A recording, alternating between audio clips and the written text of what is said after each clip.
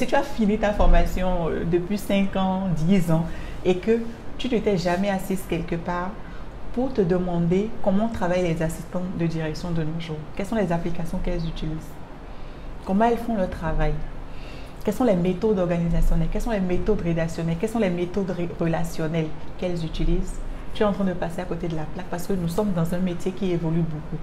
Notre métier évolue beaucoup.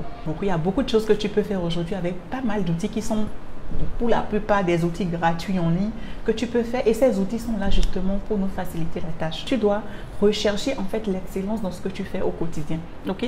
L'autre chose que tu dois faire, c'est respecter tes délais et tes engagements. Ne me fais pas un compte rendu une semaine après que la réunion ait eu lieu. En fait, ça n'a aucun sens. Ça a aussi rapport à l'intégrité, en fait, à ce que tu puisses respecter ce que tu sors de ta bouche, ce que tu dis, que tu puisses le respecter. Okay? Et autre chose que tu dois garder en tête, tu dois être proactive. Dans notre domaine, il ne faut surtout pas jouer au médecin après la mort. Ça, je le dis souvent. Tu dois cultiver cette proactivité-là. Tu dois avoir la capacité de voir les choses venir. Et si ce que tu vois venir ne te plaît pas, si ce que tu vois venir sur le projet, sur la situation, sur je ne sais pas quoi en entreprise ne te plaît pas, capacité de changer la donne et de rediriger cette chose-là dans le sens où les choses doivent normalement aller. Et c'est d'ailleurs pour ça que tu dois cultiver une très bonne relation avec ton manager.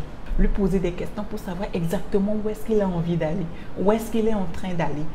Et parce que tu sais où est-ce qu'il est en train d'aller, tu seras capable maintenant d'être une bonne aide à la décision. Parce que notre rôle en entreprise, c'est assister, servir, c'est aussi être une bonne aide à la décision. Ton rôle, ce n'est pas seulement rester derrière le PC, taper les courriers. Ça, c'est obsolète.